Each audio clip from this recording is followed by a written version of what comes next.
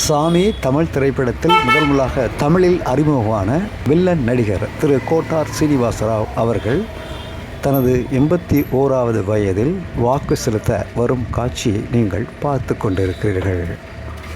அவர் ஒரு முன்னாள் எம்எல்ஏவாகவும் இருந்திருக்கின்றார். பல்வேறு திரைப்படங்களில் தமிழில் நடித்த இவர் நேரில் பழகுவதற்கு மிக எளிமையானவர்.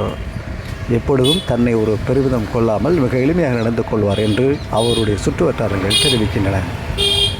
அவர் கண்முன்னே அவர் தன்னுடைய மகனை இழந்திருக்கிறார். அதனால் பெரும் ஒரு மன வேதனை அடைந்த அவர் தற்பொழுது 81 வயதாகும் நிலையில் அவர் தன்னுடைய கடமையை செலுத்தி கொண்டிருக்கின்றார்.